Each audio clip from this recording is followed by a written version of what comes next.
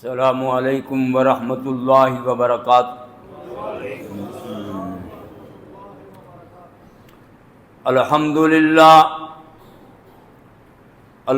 للہ نحمده ونستعینه ونستغفره ونؤمن به ونتوکل علیہ ونعوذ باللہ من شرور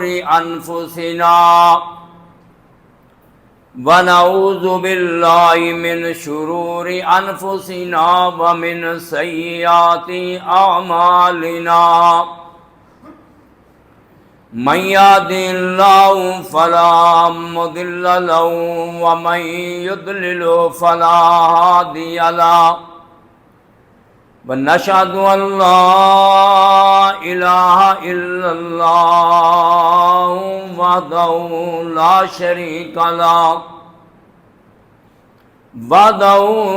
شريك له ولا نظير له ولا مثل له ولا مثال له ولا ند له ولا ضد له ونشهد أن سيدنا ومولانا وحبيبنا وشفيعنا ومرشدنا محمدا عبده ورسوله أرسله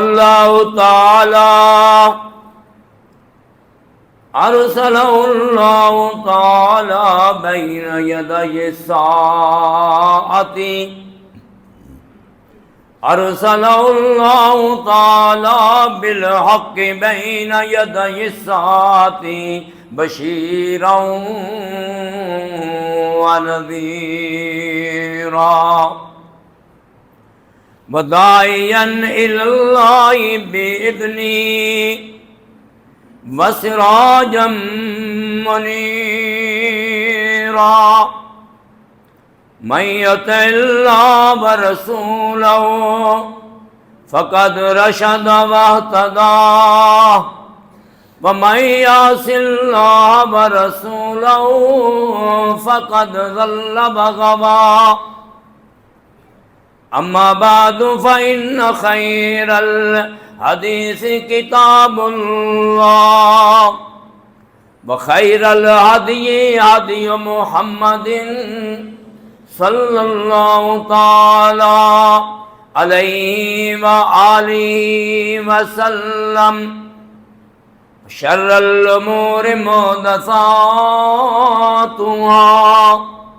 وكل محدثة بدعة وكل بدعة ضلالة وكل ضلالة في النار سبحانك لا علم لنا إلا ما علمتنا إنك أنت العليم الحكيم رب اشرح لي صدري ويسر لي أمري واحلل عقدة من لساني يفقهوا قولي رب اعوذ بك من همزات الشياطين واعوذ بك رب ان يحضرون رب اعوذ بك من همزات الشياطين واعوذ بك رب ان يحضرون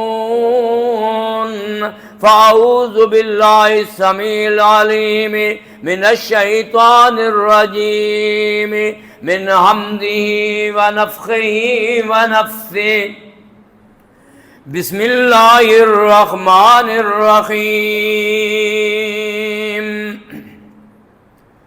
من كان يريد الحياة الدنيا وزينتها نوفي إليهم أعمالهم فيها وهم فيها لا يبخسون اولئک الذین لیس لهم فی الآخرۃ الا النار وحبط ما صنعوا فیہا وباطل ما كانوا يعملون۔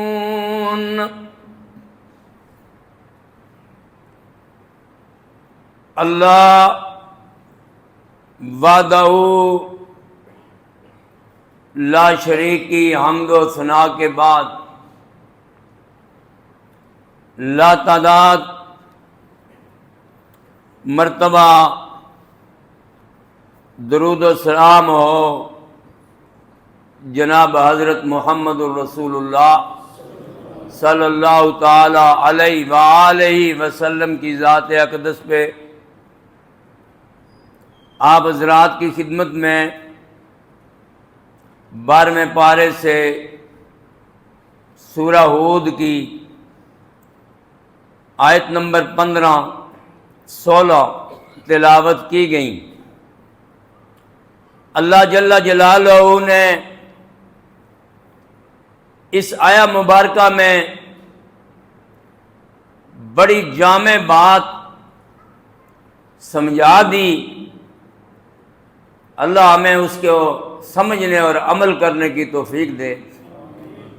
جو گہری بات ہے جس میں سارا ہی خلاصہ آ جاتا ہے، اللہ جل جلالہ نے ارشاد فرمایا سارے لوگ عمل کرتے ہیں، خواہ ان کا تعلق کسی طبقے سے ہو،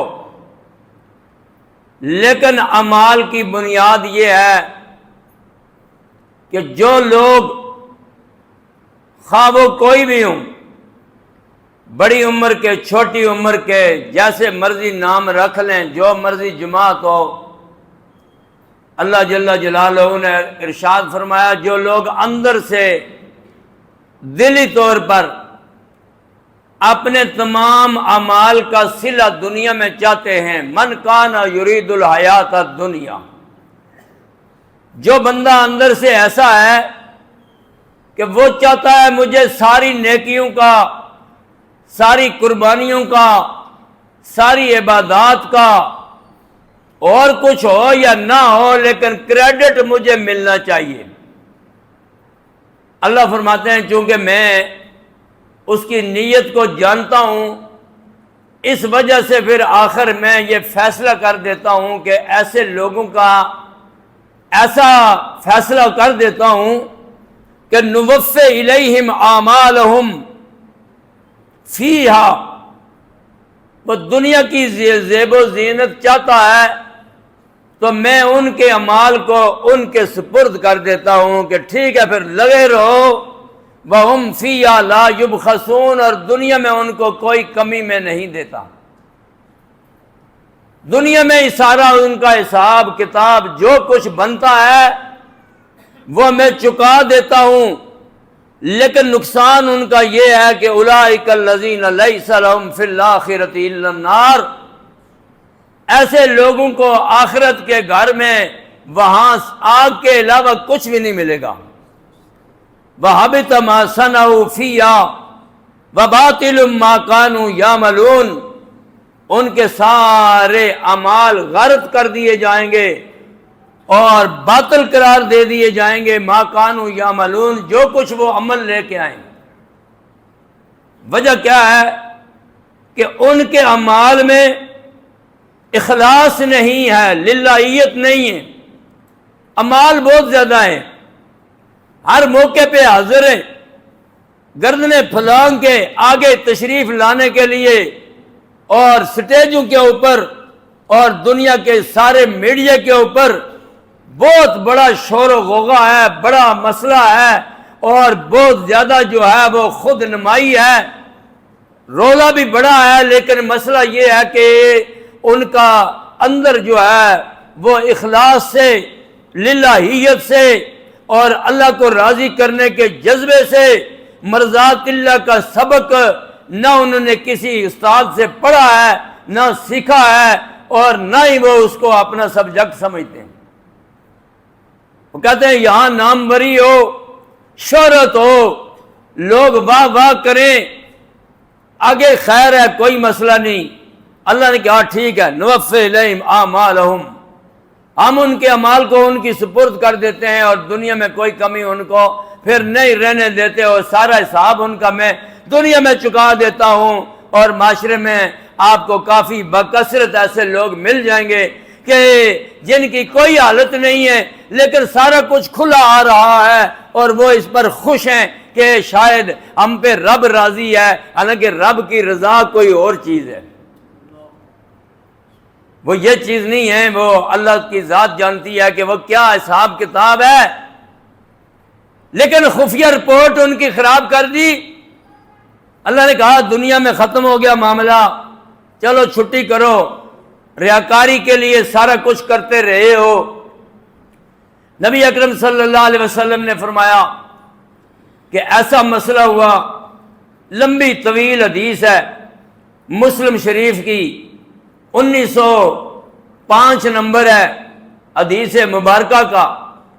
حضرت ابو ہریرہ رضی اللہ تعالیٰ عنہ فرماتے ہیں کہ میرے پیارے محمد الرسول اللہ صلی اللہ علیہ وسلم نے جب یہ حدیث ساری بیان کر دی تو آخر میں چونکہ قریب بیٹھا ہوا تھا تو آپ نے اپنا دست مبارک میرے گھٹنے پہ مارا، گوڑے پہ ایسے مار کے، اور آخری ایک جملہ فرمایا جس سے انسان پر لرزہ طاری ہو جاتا ہے۔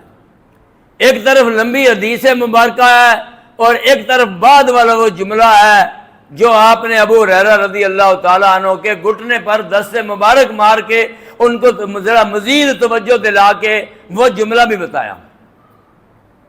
اللہ ہمیں قرآن و حدیث سیکھنے اور سمجھنے اور عمل کرنے کی توفیق دے۔ فرمایا ابو ہریرہ توجہ کر۔ ابو ہریرہ کہتے ہیں یا رسول اللہ صلی اللہ علیہ وسلم میں بڑا توجہ میں ہوں، بالکل حاضر ہوں، ہر لحاظ سے حاضر ہوں، ذہنی طور پہ قلبی طور پہ ہر لحاظ سے متوجہ ہوں، ہمتن گوش ہو کر سننے والا ہوں، حاضر شاگرد ہوں۔ یہ نہیں ہے کہ استاد کچھ اور ہو پڑھا رہا ہو اور شاگرد جو ہے وہ کسی اور وادی میں گھوم رہا ہو۔ فرمایا میں حاضر ہوں۔ فرمایا ابو ہریرہ آج کی حدیث میں تجھے 3 بڑے بد نصیب بتاؤں گا جو میری امت کے ہیں کہ ان میں ان کے اعمال سے ان کی زندگی بھرپور ہوگی اور اتنے زیادہ وہ اعمال لے کے آئیں گے کہ دنیا حیران ہو جائے گی۔ لیکن مسئلہ یہ ہے کہ وہ 3 قسم کے لوگ ہوں گے، 3 قسم کے۔ پہلا وہ آدمی ہوگا جو اللہ کی راہ میں شہید ہوگا اور اس کو اللہ تعالیٰ بلائے گا۔ دوسرا عالم دین قاری القرآن ایسا آدمی ہوگا، اور تیسرا جو ہے وہ رسول اکرم صلی اللہ علیہ وسلم نے فرمایا کہ تیسرا جو ہے وہ ایسا بندہ ہے کہ جو جانتا کچھ نہیں ہے لیکن پڑھا لکھا آدمی بھی نہیں ہے بالکل انگوٹھا چھاپ ہے، لیکن اس کو اللہ نے دولت بڑی دی تھی اور وہ ہر وقت سخاوت کرتا رہتا تھا، لوگوں کو کھلاتا پلاتا، ہر کام میں آگے بڑھ کر جا کر فلاحی کام اس نے بڑے کیے ہوں گے۔ سب سے پہلے اس کو شہید کو بلایا جائے گا، اس کو اللہ کے رسول صلی اللہ علیہ وسلم فرماتے ہیں کہ اللہ تعالیٰ پوچھے گا میں نے تجھے اتنا جسم و جان اتنی نعمتیں دی تھی، کیا کیا تو نے میرے لیے؟ وہ آگے سے کھڑا ہو کر سارے لمبے چوڑے داستان وہ بتائے گا، کہے گا میں نے اتنے فلاں جہاد میں، فلاں قتال میں، فلاں جو ہے وہ میدان کارزار میں، ملک کے باہر فلاں جنگوں میں شریک رہا ہوں اور صف اول کا میں مجاہد ہوں، اور نامور ساری کائنات دنیا جانتی ہے کہ میں نے بڑا کام کیا ہے، اور یہ معسکر وہ معسکر پتہ نہیں کیا کیا ہزاروں لوگوں کو میں نے ٹریننگیں دی ہیں، اور آخر یا اللہ میں نے اپنا آخری قطرہ خون کا بھی تیری راہ میں جو ہے وہ بہا دیا تھا۔ اللہ تعالیٰ فرمائے گا کذبتا، تو جھوٹ بول رہا ہے۔ دنیا تو عوام بیچاری غریب عوام ہے، ہر لحاظ سے غریب ہوتی ہے، وہ تو دھوکہ کھا گئی ہے، بڑے بڑے جج بھی دھوکہ کھا گئے ہیں، بڑے بڑے حکمران بھی دھوکہ کھا گئے ہیں، وہ یہ سمجھ نہیں سکے، لیکن آج تو میری بارگاہ میں کھڑا ہو کر بھی جو ہے وہ جھوٹ مار رہا ہے اور یہ کہہ رہا ہے، جھوٹا دعویٰ کر رہا ہے، اور تم یہ چاہتا ہے کہ میں تجھے تیرے اعمال کا پورا اور ٹھیک صلہ دے دوں گا۔ اللہ تعالیٰ فرمائے گا میرے فرشتوں اس کو گھسیٹو اور اوندے منہ جہنم کی طرف پھینک دو جائے گا، نعوذ باللہ، آذن اللہ من۔ دوسرا آدمی عالم دین ہے، بڑا نامور ہے، بڑا عالم ہے، بڑا قرآن کا قاری ہے، اور ایسے اس نے قرآن پاک کے الفاظ اتنے درست کر لیے ہوں گے کہ جیسے تیر کو درست کیا جاتا ہے۔ قرب قیامت آپ نے فرمایا کہ یہ بھی علامت ہوگی کہ قرآن کے الفاظ کو لوگ جو ہے وہ تیر کی طرح سیدھا کر لیں گے، اور اگر کوئی پانی پتی اور پرانا قاری زندہ ہو جائے تو وہ کہے گا اتنا تو ہم نے بھی اپنے دور میں کام نہیں کیا جتنا آج کل جو ہے وہ یہ لہون العرب اور فلاں سارے کر لیے اس نے۔ اس کو اللہ تعالیٰ بلائے گا، اور حدیث پاک میں نبی اکرم صلی اللہ علیہ وسلم نے فرمایا کہ اس کو اللہ تعالیٰ اپنی نعمتیں یاد دلائے گا۔ یاد ہے عالم صاحب، قاری صاحب، یاد ہے کہ ملک سے باہر اور بڑی بڑی جو ہے وہ جگہوں میں آپ تشریف لے جاتے تھے اور سارا کچھ ہوتا تھا، تو یہ بتلائیں کہ میرے دین کے لیے، میرے محمد الرسول اللہ صلی اللہ علیہ وسلم کے دین کے لیے اور میری رضا کے لیے کیا کچھ کیا ہے آپ نے۔ آپ کوئی اپنی کارگزاری بیان کرے، وہ حضرت صاحب کھڑے ہوں گے اور وہ ساری کارگزاری شروع کر دیں گے، میں نے یہ کیا وہ کیا، اتنے مدرسے، اتنے یتیم خانے، اتنے دارالایتام اور پتہ نہیں کتنی اکیڈمیاں، اور ملک سے باہر اور ملک سے اندر افراتفری، اور سارے کا سارا جو ہے وہ اپنا بیان کرنا شروع کر دیں گے۔ اللہ تعالیٰ فرمائے گا کذبتا، تو جھوٹ بول رہا ہے، یہ سارا کچھ تیرا مقصد یہی تھا، لیقال عالم لیقال قاریٌ، یہ کہ تجھے کہا جائے کہ یہ ٹاپ کلاس کا آؤٹ کلاس سب سے نمبر 1 قاری ہے، اور عالم ہو تو ایسا ہو، تیرا اور کوئی مقصد ہی نہیں تھا۔ کہاں میری رضا اور کہاں یہ تیری اتنی لمبی داستان۔ اللہ تعالیٰ فرمائے گا کذبتا، جھوٹ بول رہے ہو، لہذا فرشتوں کو حکم دے گا اس کو بھی گھسیٹو اور اوندے منہ جہنم میں پھینکو۔ اللہ معاف فرمائے، اللہم لا تجعلنا منہم۔ تیسرا آدمی سخی ہوگا، بہت مالدار ہے، دولت کا حساب ہی کوئی نہیں، اس کو اللہ تعالیٰ پوچھے گا کیا کر رہے ہو، کتنے ہزاروں کتنے لوگ تیرے اندر کام کرتے رہے، اتنے وسیع کاروبار اور اتنا دولت مند تھا، کیا کر کے آیا میرے لیے، کیا کر کے آیا؟ جو دنیا میں نے تمہیں سہولتیں دی یا لوگوں کو نعمتیں دی تھیں، وہ اس لیے تھیں کہ ان نعمتوں کو استعمال صحیح کر کے اللہ کی رضا کے لیے، اور تو جو ہے وہ آج بڑے درجے حاصل کر سکتا تھا۔ بتا تو نے کیا کیا؟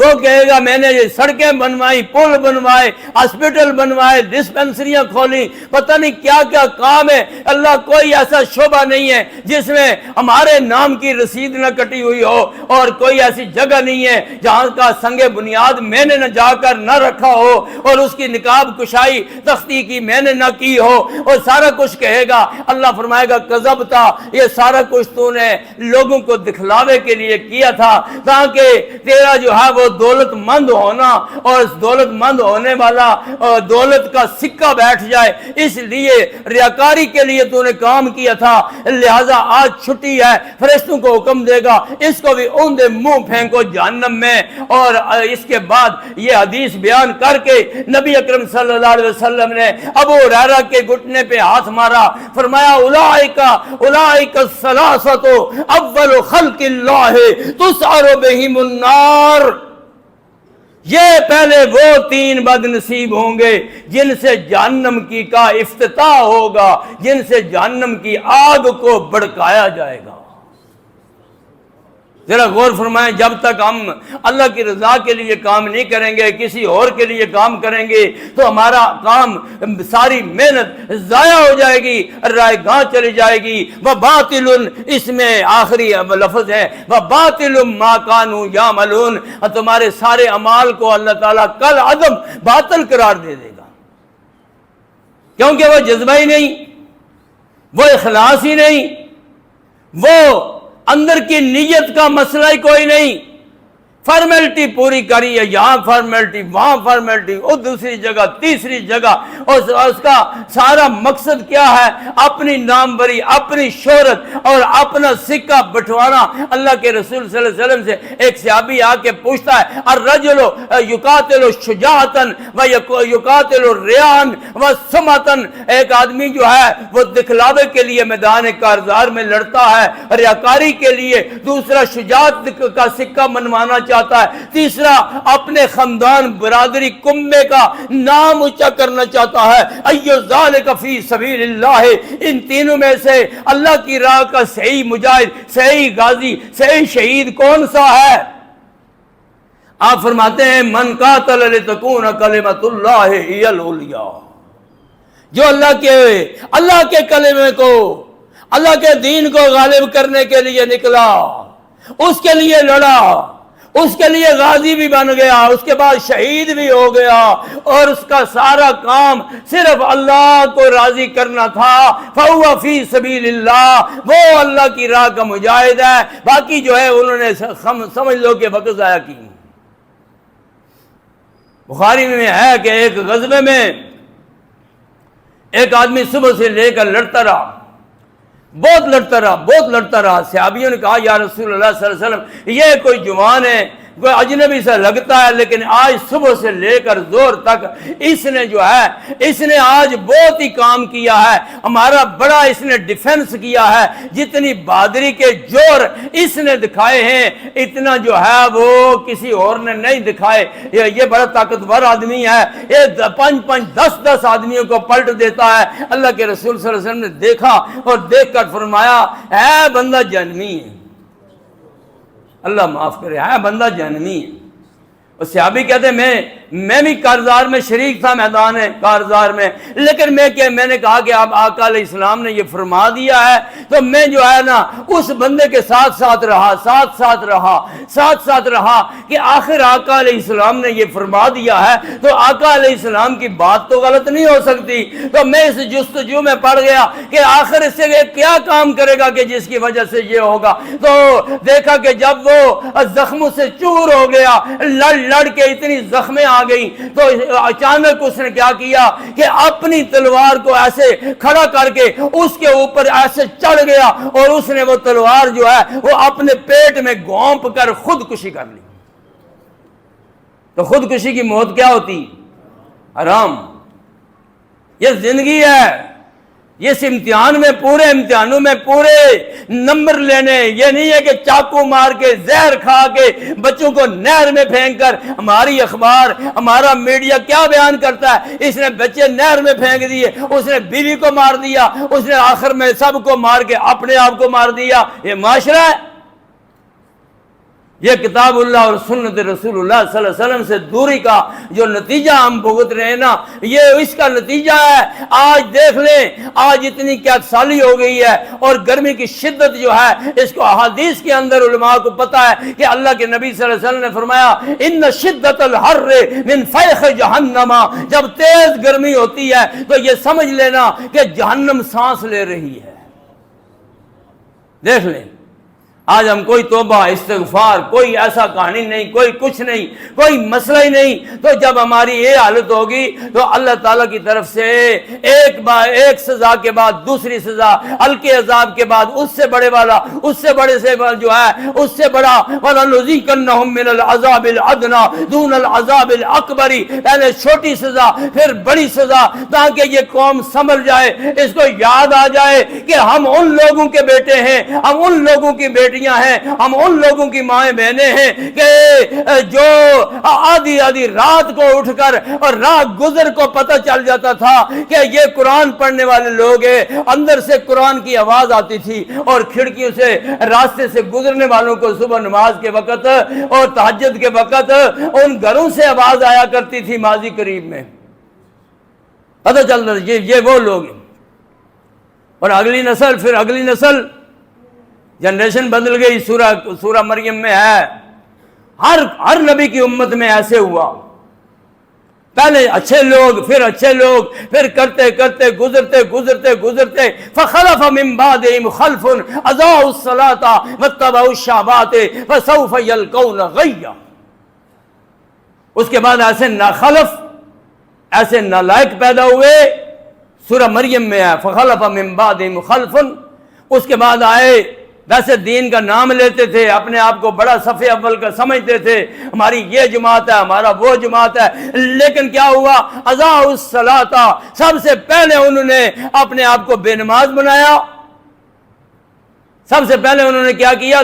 اپنی نمازوں کو ضائع کر دیا۔ نماز کے اوپر دین قائم ہے، جس کی نمازیں ٹھیک نہیں ہیں اس کا کوئی دین نہیں ہے۔ لا صلاۃ لا دین لمن لا صلاۃ لہ، الا لا دین لمن لا صلاۃ لہ، کہ جس کی نماز نہیں ہے اس کا کوئی دین نہیں ہے۔ فرمایا فخلف من بعدہم خلف، ایسے ناخلف ہر امت میں پیدا ہوئے، اضاعوا الصلاۃ، انہوں نے نمازوں کو ضائع کر دیا، واتبعوا الشہوات، وہ اپنے دل کی خواہشات، اپنے نفس کی، یہ نیٹ پر لگی ہوئی ہے ساری اولاد، سارا ہر نوجوان طبقہ یہ انگلی چل رہی ہے، ایسے چل رہی ہے۔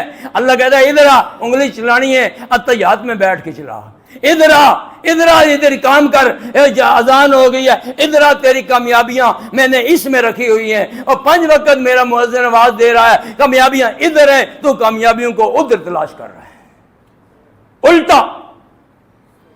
فرمایا اضاعوا الصلاۃ واتبعوا الشہوات، جب کوئی قوم اپنے خواہشات نفس کی پوجا شروع کر دے، فسوف یلقون غیا، ان قریب ان کو میں جہنم کی گہری وادی غی میں ان کے اس کے اندر دھکیلوں گا، اور وہاں بے نمازوں کی علیحدہ ہوگی، وہ وادی سقر ہوگی، بے نماز بے ایمان اور سارے کٹھے کر کے نا، وہاں نہیں دیکھا جائے گا یہ اس کا ابا فلانے مسلک کا ہے، اس کا دادا جو ہے اس نے بڑی خدمت کی ہے، اس کے نانے نے دین کی بڑی خدمت کی ہے، وہاں یہ نہیں دیکھا جائے گا۔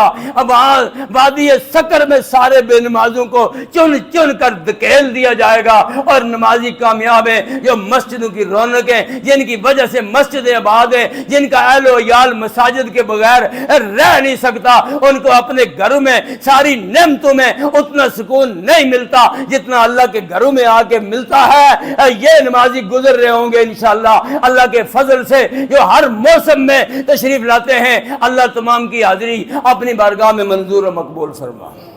یہ نمازی اوپر سے گزر رہے ہوں گے، نیچے دیکھیں گے وادی سقر میں ہمارے رشتہ دار، ہمارے عزیز، ہمارے جاننے والے، ہمارے پہچاننے والے، ہمارے پڑوسی، سارے وادی سقر میں دھکیلے ہوئے، ہر فرقے کے وہاں کٹھے ہیں۔ یا اوپر سے نمازی ان کو کہیں گے ما سلککم فی سقر، کیا ہو گیا تمہیں، اس یہاں کیوں آ گئے ہو؟ اچھے بھلے ہمارے پڑوسی کٹھے ایک جگہ محلے میں رہنے والے، جان پہچان، آج کیا ہو گیا تمہیں ادھر کدھر آ گئے ہو؟ اور آگے سے سارے وادی سقر کے سارے بے نماز، اختلاف رائے نہیں ہوگا وہاں پہ، یہاں تو اختلاف رائے ہو جاتا ہے فوراً، لیکن وہاں یہ سارے جہنمی آگے سے ایک ہی جواب دیں گے، لم نک من المصلین ولم نک نطعم المسکین، نہ ہی ہم نے کبھی سجدہ دیا اور نہ ہی ہم کبھی مسجدوں میں گئے، ہمارے تو 76 سال میں کپڑے ہی پاک نہیں ہوئے، مسجد کو کون سا راستہ جان جاتا ہے، ہمیں تو اس سے بھی کوئی دلچسپی نہیں تھی، ہم بس عید کے عید کہیں آئے تو چلے گئے، اس کے بعد ہم کبھی نماز پڑھنے کے لیے جاتے ہی نہیں تھے، لہذا آج ہمارا کچھ بھی نہیں دیکھا گیا۔ سب سے پہلے اللہ حکم الحاکمین نے ہمیں بے نماز قرار دے کے وادی سقر میں دھکیل دیا، جو بے نماز ہے وادی سقر میں دھکیل دو۔ یہ نہیں دیکھا گیا اتنا بڑا ہے، گریجویٹ ہے، پڑھا لکھا ہے، پی ایچ ڈی کیا ہوا ہے، ڈاکٹر ہے، انجینئر ہے، یہ نہیں دیکھا گیا، یہ دیکھا گیا کہ یہ بے ایمان ہے، بے نماز ہے، اس کو داخل کرو وادی سقر میں۔ لم نک من المصلین ولم نک نطعم المسکین وکنا نخوض مع الخائضین، او ہم تو دنیا میں اپنا وقت ضائع کرتے رہے، اپنے خواہشات کی جو ہے وہ پوجا کرتے رہے، ویسے تو کلمہ بھی پڑھتے تھے لیکن اصل میں ہم من مانی زندگی گزار کے آئے ہیں، نفس کی پوجا کر کے آئے ہیں۔ یہ نفس کی پوجا بھی کرتا ہے، وہ بھی شرک کرتا ہے۔ افرأیت من اتخذ الہہ ہواہ، کیا اس کو آپ دیکھیں گے اے پیغمبر صلی اللہ علیہ وسلم جس نے اپنا الہ مجھے نہیں بلکہ اپنی خواہشات کو بنا لیا ہے۔ آج ہم نے اپنی خواہشات کو الہ بنایا ہوا ہے۔ قبر کا لوگ بتاتے ہیں، میں بھی بتاتا ہوں، مولوی سارے بتاتے ہیں قبر پہ جا کے سجدہ کرو گے شرک ہو جائے گا، فلاں کرو گے شرک ہو جائے گا۔ کوئی یہ نہیں بتاتا کہ اگر تو دین کو چھوڑ کر اپنے نفس کی پوجا کرے گا تو یہ بھی تو شرک ہو جائے گا، اور اگر تو ریاکاری کے لیے کام کرے گا تو میرے آقا نے فرمایا من صلی یرائی فقد اشرک ومن تصدق یرائی فقد اشرک ومن صام یرائی فقد اشرک۔ اگر کسی نے نماز بھی دکھلاوے کے لیے پڑھی تو اس نے بھی شرک کر لیا، اور جس نے صدقہ ریاکاری کے لیے کیا اس نے بھی شرک کر لیا، اور جس نے نفلی روزہ سارے محلے میں ڈنڈورا پیٹ کے رکھا اس نے بھی شرک کر لیا۔ من صام یرائی فقد اشرک۔ اور اللہ تعالیٰ فرمائے گا کہ عشر والے دن جاؤ ان لوگوں کی طرف جاؤ جن کے لیے، جن کو دکھلانے کے لیے، جن کو خوش کرنے کے لیے تم کام کرتے تھے، جاؤ ذرا ان سے اپنی اجرت مانگو، جاؤ ان سے اجر و ثواب مانگو، ممکن ہے تمہیں کچھ دے دیں، کچھ بھی نہیں دیں گے، دینے پہ قادر ہی نہیں۔ کہا آج ادھر چلے جاؤ، میرے لیے کام کیا جس نے، لا یقبل اللہ عملا، اللہ ایسے عمل کو قبول نہیں کرتا، فی مثقال ذرۃ من ریاء، جس میں ایک ذرے کے برابر ریاکاری ہے، وہ اللہ کی بارگاہ میں وہ عمل جو ہے وہ قبول نہیں، مقبول و منظور نہیں، بلکہ مردود ہو جاتا ہے۔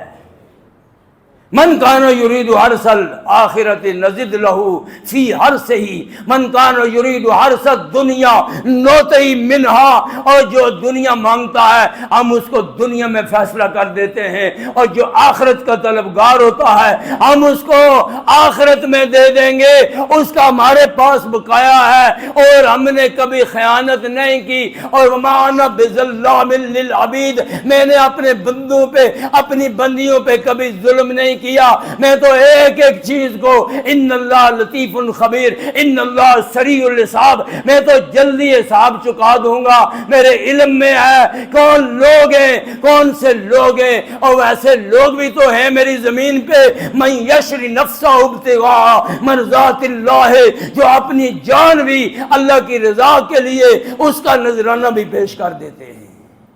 ایسے بھی لوگ ہیں، مجھے تو ایسے لوگ، اللہ کہتے ہیں مجھے وہ لوگ پسند ہیں، من یشری نفسہ مرضات اللہ، جو میری رضا کے لیے اپنے خون کا، اپنے جسم کا، اپنے جسم و جان کا آخری قطرہ بھی میری راہ میں نچھاور کر دے، مجھے ایسے ایمان والے، ایسے ایمان والیاں، والمؤمنون والمؤمنات بعضهم اولیاء بعض یامرون بالمعروف وینہون عن المنکر، اہل ایمان مرد ہوں، اہل ایمان عورتیں ہوں، وہ مل کر میرا دین کا کام کریں۔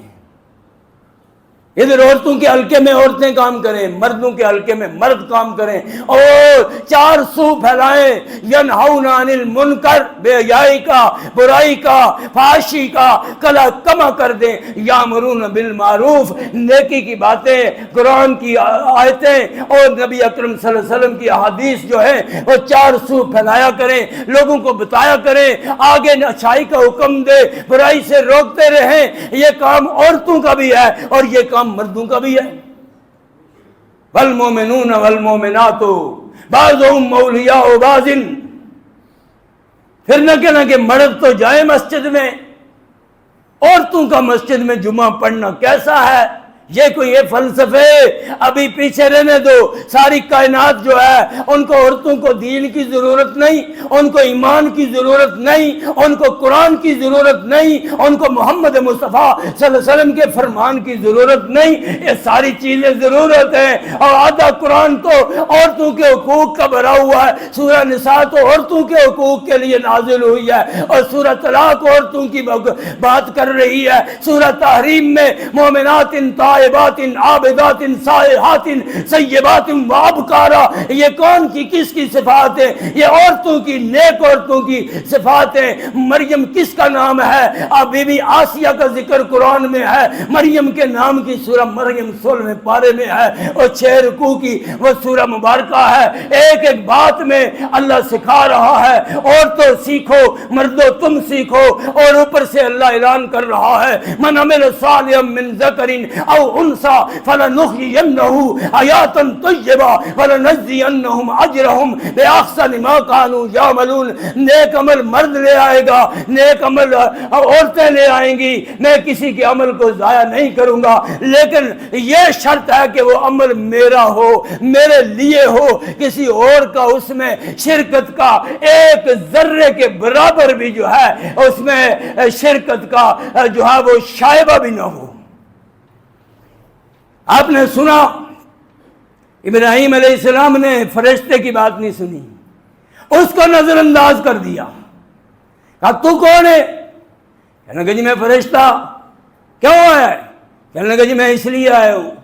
کہا نہیں، میں تو تیرے جیسے فرشتہ، اتنا بڑا فرشتہ، عرش کا نامور فرشتہ، اور سارا کچھ موجود ہے، جبریل ہے، سارا کچھ ہے، لیکن میں اپنے اور اپنے اللہ کے درمیان تجھے بھی حائل کرنا برداشت نہیں کروں. ہم تو حائل کر لیتے ہیں، ہم تو کہتے ہیں نہیں بڑا پہنچا ہوا ہے، پہنچا ہوا ہے. اور جس کو بات ہی نہیں سمجھ آتی، جو الف ننگا مادر زاد باہر سڑکوں پہ پھر رہا ہے، مٹی کٹا سارا اس کے اوپر پڑ رہا ہے، جس کا ذہنی توازن ہی ٹھیک نہیں ہے. نہیں لگتا ہے پہنچ گیا. کہاں پہنچا ہے؟ وہ یار تو گھر پہنچ جائے بڑی گل ہے، اپنے گھر پہنچ جائے تو بڑی گل ہے. تو کہتے نہیں لگتا ہے کچھ ہے. حضرت اگر آپ ہمارے اوپر نگاہ کر دیں، یہ کیا ہے؟ یہ ساری شرکیہ گفتگو ہے. اللہ سے دعا ہے اللہ ہمیں سمجھنے کی توفیق دے. ہم یہ باتیں ہم تب کرتے ہیں جب ہم قرآن سے خالی ہوتے ہیں، جب محمد رسول اللہ صلی اللہ علیہ وسلم کا فرمان ہمیں کسی نے نہیں بتایا ہوتا تو ہم ہر چیز سے دھوکہ کرنا شروع ہو جاتے ہیں. بجائے اس کے ہم اس کو اچھا لباس دیں، بجائے اس کے ہم اس کو کفالت کریں، بجائے اس کے اگر کوئی اس کا ذہنی توازن بھی غلط ہے تو ہم اس کو کسی جگہ پہ اس کا ٹریٹمنٹ کروائیں، علاج کروائیں، بجائے اس کے ہم اس کے سامنے جھکنا شروع ہو جاتے ہیں. تو ہم یہ بات سن کر پھر ہم کیا سمجھے ہیں کہ خلیل اللہ نے تو فرشتے کو کہا کہ میں تجھے برداشت بیچ میں نہیں کرتا. تو ہم نے پھر کیا سیکھا اس بات سے؟ کچھ نہیں سیکھا نا، کچھ نہیں سیکھا. کیوں؟ اگر ہم سیکھنے والے ہوں تو سیکھے. ابا کو جواب دے دیا ابراہیم علیہ السلام نے. صرف چھری والی بات تو نہ یاد رکھے نا، پوری بات یاد رکھے نا، پوری بات کہ اپنے ابا کو چھوڑ دیا. کیوں چھوڑا؟ عقیدے کی وجہ سے. کیوں چھوڑا؟ اللہ کی وحدانیت کی وجہ سے. کیوں چھوڑا؟ الہ کلمت اللہ کی وجہ سے. میرا رب اس میں راضی نہیں ہے کہ ایک 360 کے بتوں کا پجاری ہو اور دوسرا اکیلا وحدہ لا شریک کا ماننے والا ہو، اور ہم دونوں ہم نوالا ہم پیالہ رہیں اور ایک چھت کے نیچے ہم زندگی گزاریں. اس وجہ سے ابراہیم علیہ السلام نے الوداع کہا اور چلے گئے. کہنے لگے نہیں اب گزارا نہیں ہو سکتا، آپ کے عقائد ٹھیک نہیں. اللہ کو ماننا یہ ہوتا ہے جب اللہ اکبر کہتے ہیں آپ، پوری نماز شروع ہو جاتی ہے. پوری نماز میں اپنے ایمان سے بتائیں بیچ میں کسی کا ریفرنس ہے؟ کوئی نہیں. ساری نماز ڈائریکٹ ہے. ایاکا نعبد ایاکا نستعین اہدنا الصراط. سارا ترجمہ کیا ہے؟ ہم تیرے، تو میرا، تو ہمارا، ہم تیرے ساتھ کوئی شریک نہیں. پھر اتحیات میں نماز ختم ہونے والی ہے، کہتا ہے الا اللہ وحدہ الا اللہ اشہد ان لا الہ الا اللہ. کہتا اللہ تو اکیلا ہے، تیرا کوئی شریک نہیں. جو اسلام پھیرتا ہے باہر نکل کے اس کے عقیدے مختلف ہو جاتے ہیں. کیوں مختلف ہیں؟ صرف اس وجہ سے کہ قرآن چومتا بھی ہے، چاٹتا بھی ہے، گول کے بھی پیتا ہے، آنکھوں سے بھی لگاتا ہے اور اوپر والے خانے میں رکھتا ہے، لیکن قرآن ترجمے سے پڑھنے کے لیے تیار، اپنے بچوں کو بھی ترجمے سے پڑھانے کے لیے تیار نہیں کرتا، بڑی بابرکت کتاب ہے، بڑی بابرکت کتاب ہے، اور آج تک کسی نے اس کی برکت سے انکار کیا ہے؟ کوئی نہیں۔ اس کی برکت کو تو سارے مانتے ہیں، بابرکت ہے، لیکن کس لیے بابرکت ہے؟ وَلِيَتَذَكَّرَ لِيَدَّبَّرُوا آيَاتِهِ وَلِيَتَذَكَّرَ أُولُو الْأَلْبَابِ، عقل مند اس سے حاصل کرے اور نصیحت حاصل کریں گے۔ تو میں نے نصیحت کی کتاب بھیجی ہے، چومنے سے، چاٹنے سے، اوپر والے خانے سے رکھنے میں کوئی ایسی بات نہیں کہ آپ اس کا احترام ہر مسلمان کرتا ہے، بلند رکھتا ہے، اس کو نیچے نہیں دیکھنا چاہتا، اوپر رکھتا ہے، احترام کرتا ہے۔ یہ تو ہو گیا احترام۔ تو آگے اس کی جو تعلیم ہے وہ کب حاصل کرنی ہے؟ وہ بھی تو حاصل کرنی ہے کہ اس کا کوئی پروگرام نہیں ہے۔ یہ ضروری ہے، یہ ضروری ہے۔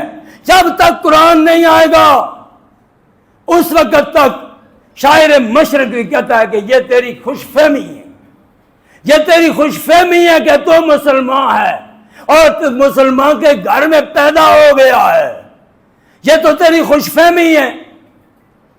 لیکن اگر تو نے قرآن میں غوطہ زن نہیں ہوا، قرآن میں غوطہ زن ہو، اے مرد مسلمان، اللہ عطا کرے تجھے جدت کردار، غوطہ زن ہو، غوطہ زن نہیں ہوگا، دیکھتا رہے گا، چومتا رہے گا، اوپر رکھے گا، احترام کرے گا، لیکن آگے نہیں چلے گا۔ آگے نہیں چلے گا تو قرآن گواہی بھی نہیں دے گا۔ قرآن گواہی کس کی دے گا؟ قرآن اپنے پڑھنے والے، اپنے سمجھنے والے، یتلون آیات اللہ آناء اللیل و آناء النہار، جو دن کو قرآن پڑھتے ہیں، جو رات کو قرآن پڑھتے ہیں، جو صبح قرآن پڑھتے ہیں۔ ان قرآن الفجر کان مشہودا، صبح کے وقت جو پڑھا جاتا ہے اس وقت فرشتے گواہ بن جاتے ہیں، اور کل یہ قرآن گواہ بنے گا۔ گواہ ان کا بنے گا جنہوں نے اس قرآن کو اپنے گھروں میں عملی طور پر کھول کے خود سیکھا، آگے سکھایا، بال بچوں کو سکھایا، آنے والی نسل کے سینوں میں اس کو بسایا۔ تو جب تک یہ کام نہیں ہوگا تو قرآن ہماری گواہی ویسے ہی نہیں دے گا۔ ہمارا قرآن سے تعلق ہوگا، پھر امت جو ہے یہ صحیح معنی میں امتی کہلانے کے قابل ہوگا۔ ہمارا محمد رسول اللہ صلی اللہ علیہ وسلم کے فرمودات عالیہ سے جب تعلق پیدا ہوگا اور یہ یقین کامل ہوگا کہ جو میرے آقا علیہ السلام نے فرما دیا وہی برحق ہے، اس کے مقابلے میں اگر دو جہانوں کو بھی ہمیں ٹھکرانا پڑے تو ٹھکرانے میں کوئی بات نہیں ہے۔ کیوں؟ نحن الذین باجوا محمدا، ہم تو محمد الرسول اللہ صلی اللہ علیہ وسلم کے بیعت کر کے پکے پابند ہو گئے ہیں۔ ہم تو ختم نبوت کے قائل بھی اسی لیے ہیں کہ آپ کی بات کے سامنے کسی نبی کی بات بھی نہیں چل سکتی۔ آپ صلی اللہ علیہ وسلم نے فرمایا، اور میرے عمر فاروق میری طرف دیکھ۔ صدیق اکبر نے عمر فاروق کو جھنجھوڑا، اما تری الی وجہ رسول اللہ، اور عمر تجھے کیا ہو گیا ہے؟ تو میرے آقا کے چہرہ انور کی طرف نہیں دیکھ رہا کہ سرخ ہو گیا، اتنا سرخ ہو گیا جیسے آقا کے چہرے پہ کسی نے انار نچوڑ دیا ہے۔ آپ کیوں سرخ ہو گیا؟ کہا یہ تورات کے ورقے کسی نے عمر فاروق کے ہاتھ میں آتے آتے راستے سے ایسے تھما دیے کہ یہ بھی ذرا وقت نکال کے مطالعہ کر لینا۔ عمر آئے تو وہ مطالعہ شروع کر دیا، چند ورقے تھے تو آقا کا چہرہ سرخ ہو گیا۔ آپ نے فرمایا، ایک دم صدیق اکبر رضی اللہ تعالیٰ عنہ کہنے لگے، اعوذ باللہ من غضب اللہ و غضب رسولہ، اللہ کے غصے سے پناہ، و غضب رسولہ، اور رسول اکرم صلی اللہ علیہ وسلم کی ناراضگی سے بھی ہم اللہ کی پناہ مانگتے ہیں۔ کیا ہوا؟ آپ نے فرمایا عمر فاروق نے برکے چھوڑ دیے۔ آپ نے فرمایا یہ تو تورات کے چند برکے ہیں جب تجھے کسی نے راستے سے دے دیے۔ سنو، آج اگر صاحب تورات، جس کو اللہ نے تورات دی ہے، جس کو اللہ نے اپنا کلیم بنایا ہے، وَكَلَّمَ اللَّهُ مُوسَىٰ تَكْلِيمًا، اگر آج وہ بھی اپنی قبر مبارک سے زندہ ہو جائیں تو ان کو اللہ کا یہ آرڈر ہے کہ وہ محمد مصطفیٰ کے مقتدیوں میں کھڑے ہوں گے۔ صلی اللہ علیہ وسلم کے شاگردوں میں پیچھے کھڑے ہوں گے بلال کے ساتھ، صہیب کے ساتھ، سعد بن ابی وقاص کے ساتھ، خالد بن ولید کے ساتھ، ان کی قطاروں میں کھڑے ہوں گے، وہ اپنی تورات کو پیش نہیں کریں گے۔ پتہ نہیں ہمیں کون سی جرت آ جاتی ہے کہ ہم قرآن بھی پڑھتے ہیں، حدیث بھی سنتے ہیں، لکھتے بھی ہیں، میڈیا پہ بھی سنتے ہیں، اور سننے کے بعد پھر ہر بندہ اپنا فرقہ لے آتا ہے، بجائے اس کے کہے ان یقولوا سمعنا واطعنا، ان یقولوا سمعنا واطعنا واطعنا واولئک هم المفلحون۔ جو میرے نبی کی بات کو سنتے ہی کہتا ہے سمعنا، میں نے سن بھی لیا، ہم نے سن بھی لیا، واطعنا، اور ہم نے مان بھی لیا، ہم نے اپنے کانوں سے سن بھی لیا اور آقا کی بات کو ہم نے مان بھی لیا۔ اللہ کہتے ہیں اولئک هم المفلحون، یہ جتنے بھی زیادہ تعداد میں ہوں گے جو میرے نبی کی بات کو پھول چڑھائیں گے اور یہ کہیں گے کہ جہاں مدینے والے کی بات آ گئی ہے وہاں تورات بھی کام نہیں کرتی، انجیل کام نہیں کرتی، زبور کام نہیں کرتی، صحف ابراہیم کام نہیں کرتے، صحف موسیٰ کام نہیں کرتے، تو جب یہ ساروں کا یہ نظریہ ہے، اللہ کہتے ہیں اب ان کو سرٹیفکیٹ لینے کی ضرورت نہیں ہے، میں قرآن میں ان کا نتیجہ بول رہا ہوں، اولئک هم المفلحون واولئک هم الفائزون واولئک هم الصادقون واولئک هم المؤمنون حقا۔ یہ وہ ماننے والے ہیں جنہوں نے ماننے کا حق ادا کر دیا، جو مدینے والے کی بات کو آخری بات سمجھتا ہے، جو یہ جانتا ہے، جس کا نظریہ ہے، جس کے دل میں مدینے والے کی محبت پیوست ہوگی، اور وہ سچی محبت ہے، ہر طرح کی ریاکاری سے پاک ہے، وہ کہتا ہے کہاں میرے مدینے والے اور کہاں کسی دوسرے ملک کا حدیث رسول کے مقابلے میں کسی اور کی بات لے کے آؤ تو پھر کہو کہ ہماری محبت سچی ہے۔ سب سے بڑا دھوکہ ہے۔ اللہ ہمیں ان سارے دھوکوں سے نجات دے دے، میری قوم کو قرآن و حدیث کا متوالا بنا دے، اور قرآن سمجھنے اور قرآن پڑھنے سے ثواب ملتا ہے، اور قرآن ترجمے سے پڑھنے سے ہدایت ملتی ہے۔ ہدایت لینی ہے کہ نہیں؟ ہاں، ہدایت قرآن ترجمے سے پڑھنے سے ہدایت ملتی ہے، اور سادہ پڑھنے سے کیا ہوتا ہے؟ ثواب ملتا ہے، اور ثواب حاصل کرنے کے لیے تو سارے تیار ہیں، ہدایت حاصل کرنے کے لیے ادھے تیار ہیں، اور جس وقت ہدایت کی دعا کرتے ہیں تو غصے میں شرابور ہوگا تو کہتا ہے اللہ تجھے ہدایت دے، اور غصے میں اس کو کہتا ہے اللہ تجھے ہدایت دے۔ کبھی زندگی میں اس نے یہ نہیں کہا اللہ مجھے ہدایت دے، اور اندر سے ڈرتا بھی ہے، کہتا ہے ہو سکتا ہے ہدایت دے ہی دے، اگر ہدایت دے دی تو پھر اس گرمی میں برقع پہننا پڑے گا، اس گرمی میں اتنی بڑی داڑھی رکھنی پڑے گی، اور پتہ نہیں کیا کیا، اور باقی اگر ہدایت دے دی اللہ نے تو پھر تو پوری پابندیاں کرنی پڑیں گی۔ تو اللہ وہی پابندیاں کرنے کی توفیق دے، اور ہر وہ خیر ہمیں عطا فرما جس خیر کا سوال محمد الرسول اللہ صلی اللہ علیہ وسلم نے تجھ سے کیا ہے، اور اس شر سے ہمیں محفوظ فرما، مستعاذ منہ نبیک محمد صلی اللہ علیہ وسلم، جس ہر شر سے نبی اکرم صلی اللہ علیہ وسلم نے اپنے لیے بھی اور اس امت کے لیے جو پناہ مانگی ہے، ہمیں ان باتوں کی سمجھ دے، ان پہ عمل پیرا ہونے کی توفیق عطا فرما۔ آخر الحمدللہ رب العالمین۔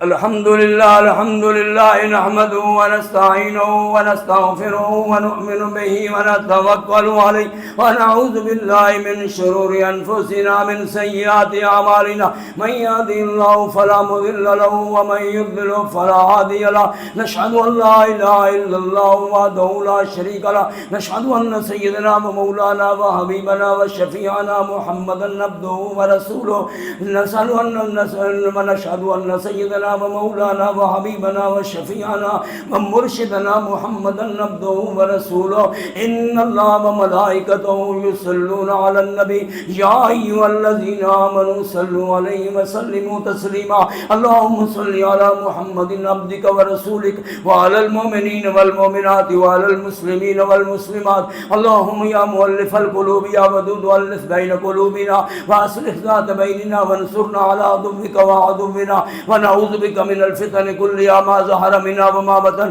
ونعوذ بك من خزي الدنيا وخزي الآخرة اللهم أنزل رحمة من رحمتك ودواء من دوائك وشفاء من شفائك اللهم اشف مرضانا مرضى المسلمين اللهم اسق عبادك وبهائمك وانشر رحمتك واحيي بلدك الميت نسألك من فضلك العظيم يا حي يا قيوم برحمتك نستغيث اللهم لا تقتلنا بغضبك ولا تهلكنا بعذابك وعافنا قبل ذلك اللهم اغفر لكل المؤمنين